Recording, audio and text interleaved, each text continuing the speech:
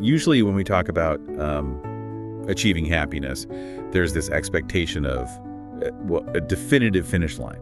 Definitely, like a final destination. Yeah, exactly. Yeah. We treat life like a video game. You grind through the levels, you get the promotion, buy the house, find the perfect partner, and you just expect the screen to flash, congratulations, you've won. Right, and then the credits roll. Yeah. Yeah. And you just get to exist in this permanent state of bliss from then on. I mean, we desperately want life to function like a checklist. It gives us a sense of control over our own contentment. You lack a specific thing, you acquire it, and boom, you become permanently fulfilled. But then, you step into the actual reality of human behavior, and you look at our modern hamster wheel of endless desires, and suddenly that checklist is just on fire. Completely on fire. You achieve this massive goal you've been working toward for 5 years. And maybe 5 minutes later, you were already looking for the next one. It's a completely exhausting emotional landscape. It is. It operates exactly like a psychological treadmill. You just keep running faster and faster, but you never actually move forward into any kind of permanent satisfaction. Well, that treadmill is exactly what we are going to dismantle today. Welcome to the Deep Dive. We've got a really fascinating stack of sources today, ranging from encyclopedia entries on an 1818 masterpiece to historical essays and even analyses of modern psychoanalysis. It's a really rich collection of materials. It really is. Yeah. And we are looking at the life and work of the 19th century German philosopher Arthur Schopenhauer. Now, he's a thinker who is almost universally famous for being the ultimate pessimist. Yeah, the guy who tried to map out the entire universe from a very dark, very quiet room. Right.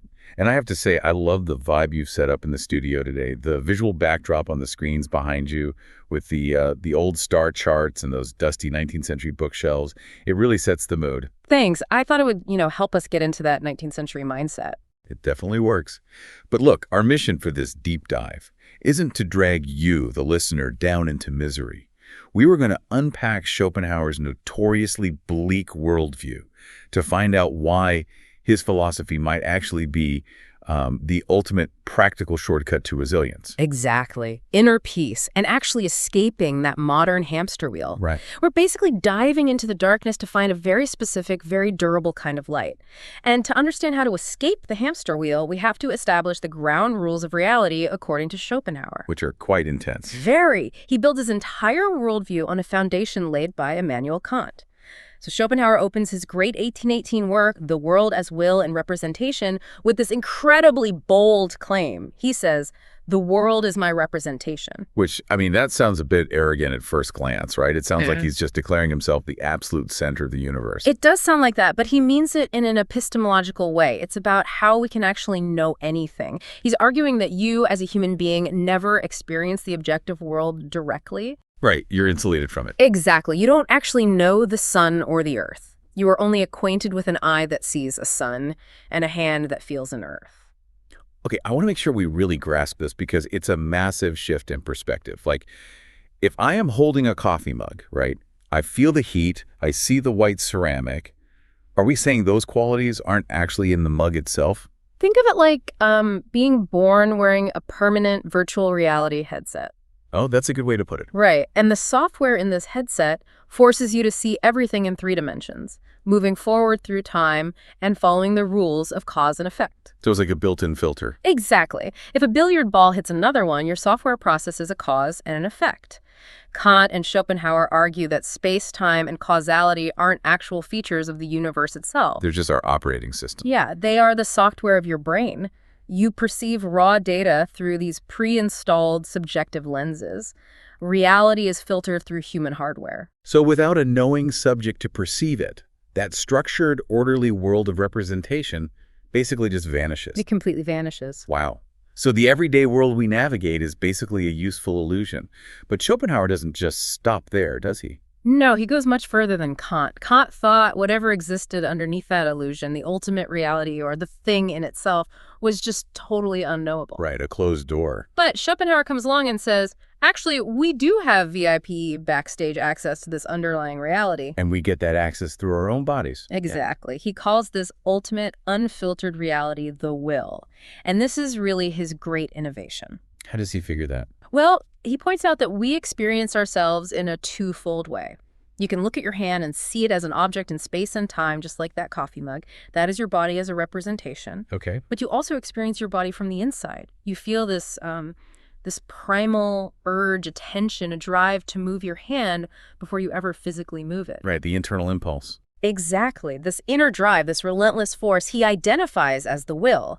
And then he takes this internal realization and basically applies it to the entire cosmos. We need to be really careful with this word, though, because when he says will, he is not talking about human goal setting. Oh, absolutely not. Like, he doesn't mean willpower, like the discipline it takes to drag yourself out of bed and go to the gym at 5 a.m. Far from it. Schopenhauer strips the concept of will of any rationality, consciousness, or purpose. It's totally blind. Yes. For him, the will is a blind, purposeless, irrational, striving force.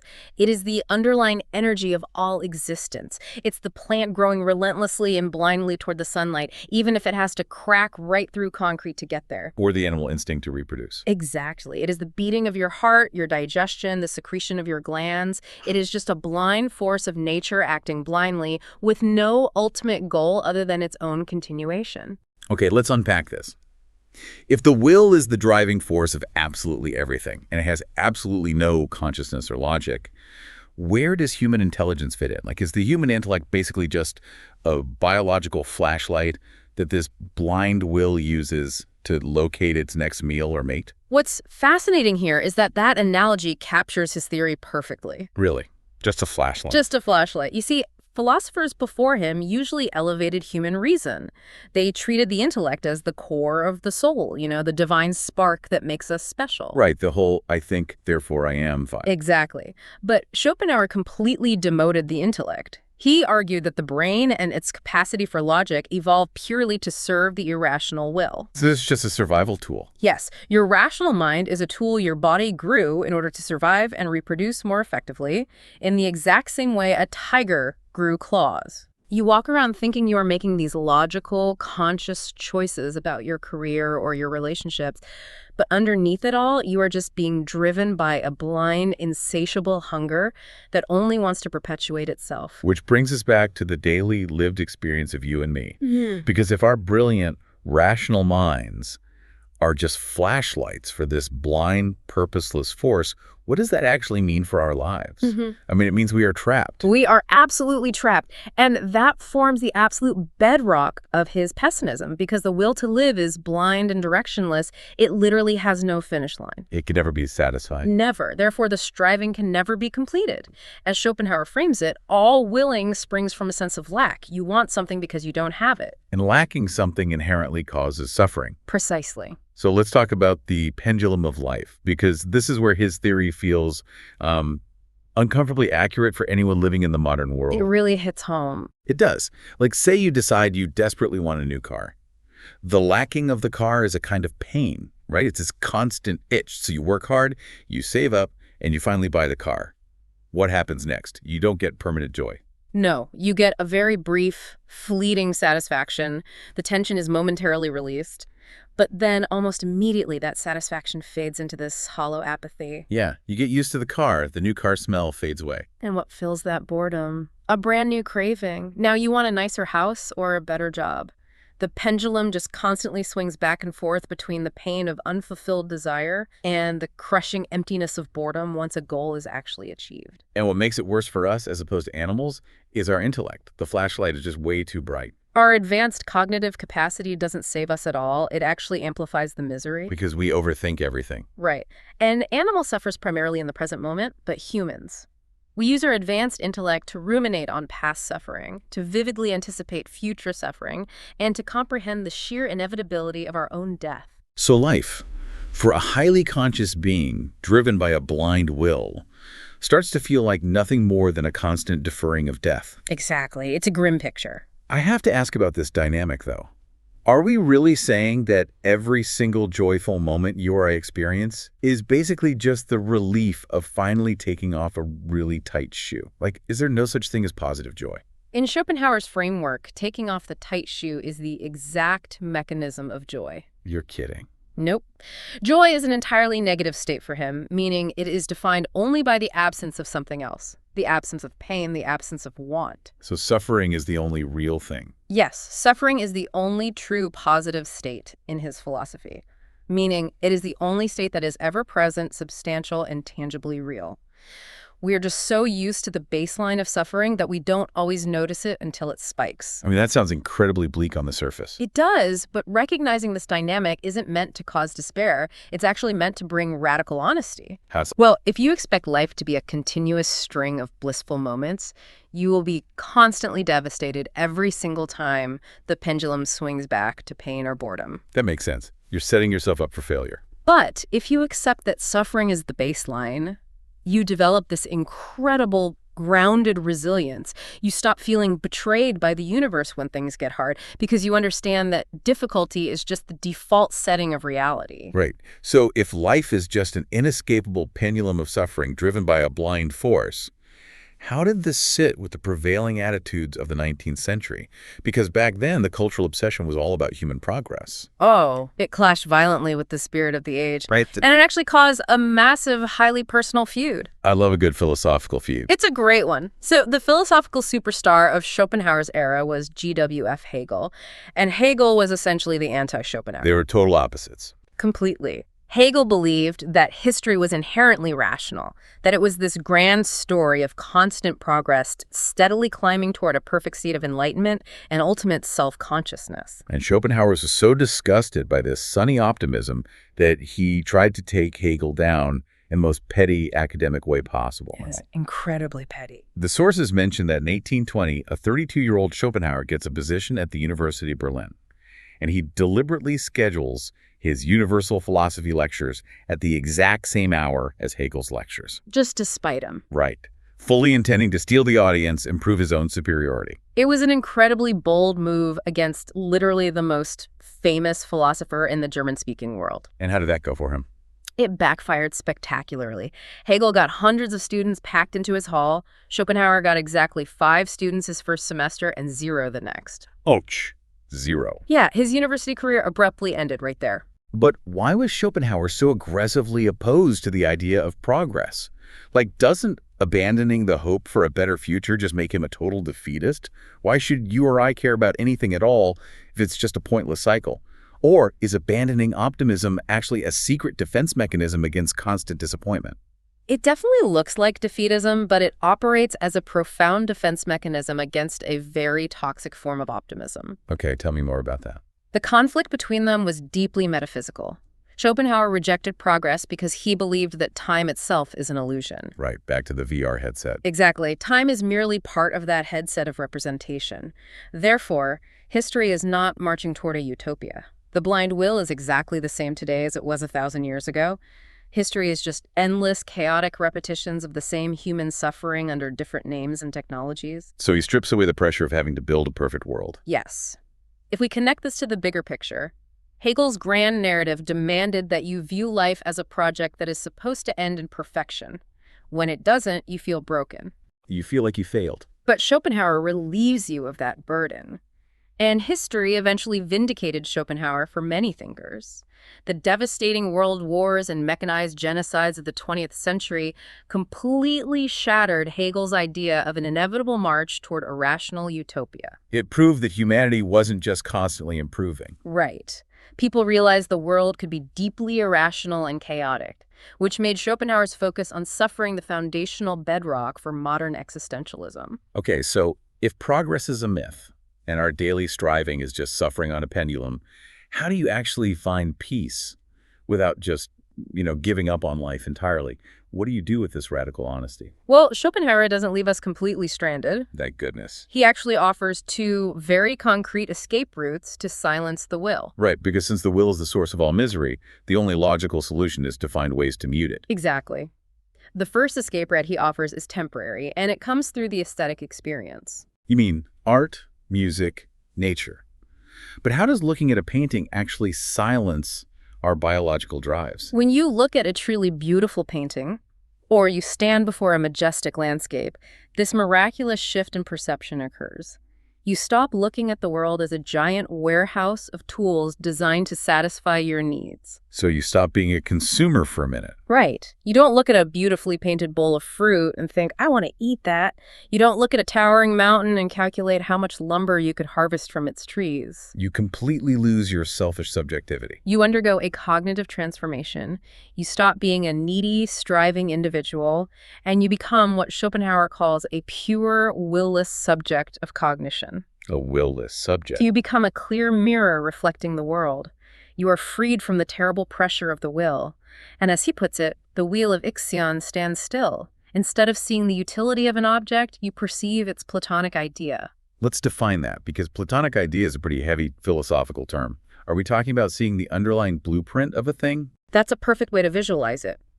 When you look at an oak tree aesthetically, you aren't seeing just one specific piece of wood that will eventually rot. You're seeing the concept of the tree. Yes. You are contemplating the eternal, universal essence of treeness. You are seeing the timeless pattern behind the temporary object. In that moment of pure contemplation, your desires go quiet. The internal screaming of the will hits a pause button. Here's where it gets really interesting. It is a profound relief, but it is only a temporary pause. Sadly, yes. Once the symphony ends, or you walk out of the art gallery and back onto the noisy street, the hunger returns. The will wakes back up. It always does. Which is why Schopenhauer offers a second, much more difficult escape route for a permanent solution: asceticism. And asceticism is the practice of severe self-discipline and abstention from all forms of indulgence, right? Exactly.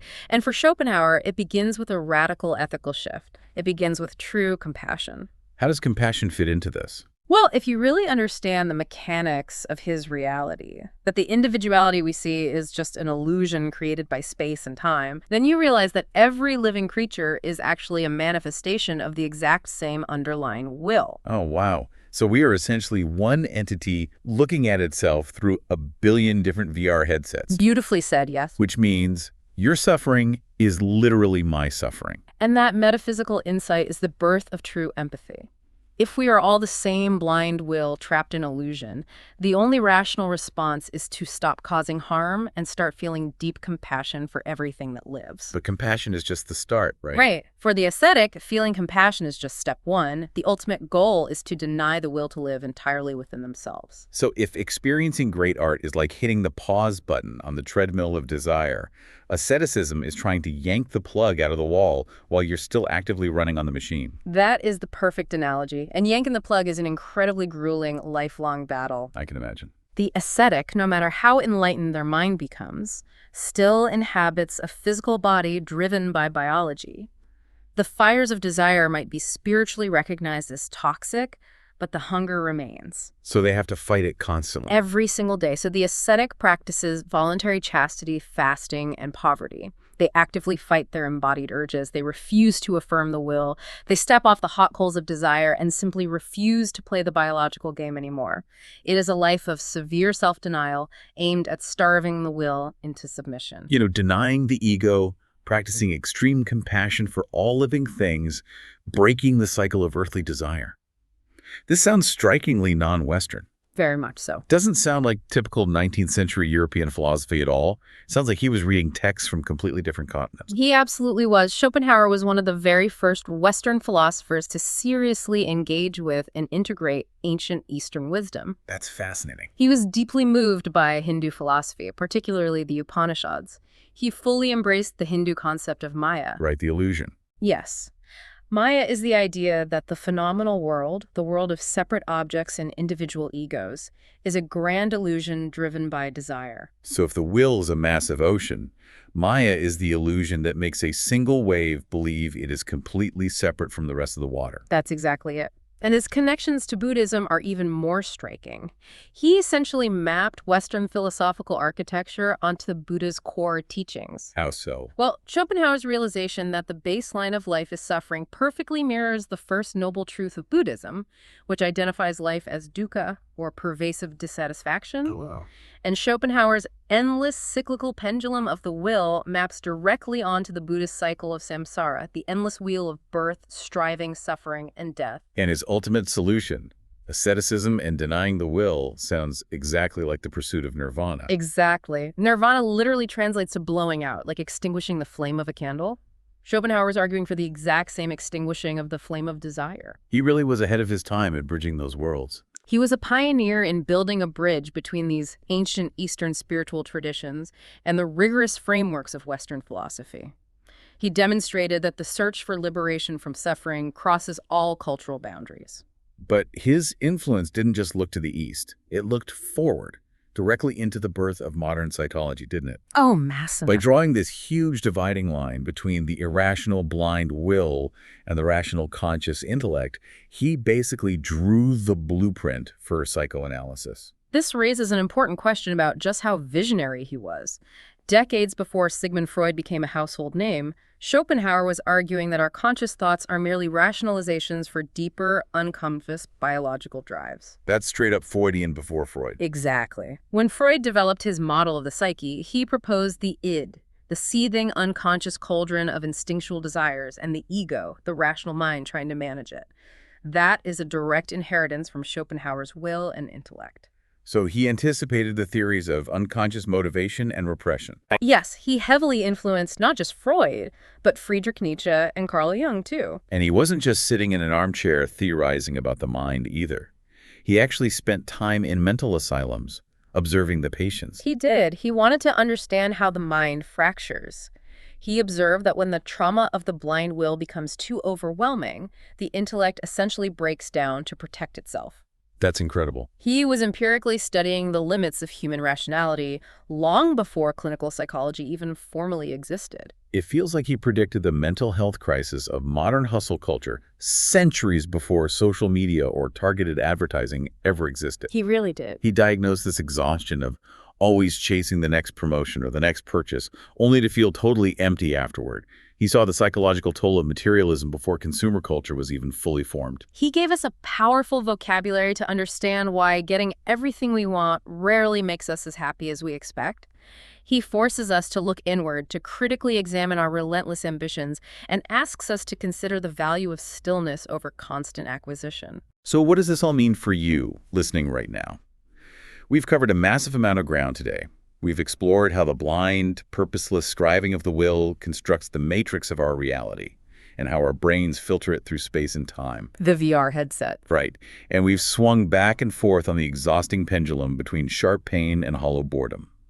We watched Schopenhauer spectacularly fail to rival Hegel's sunny optimism in a Berlin lecture hall. Or gay.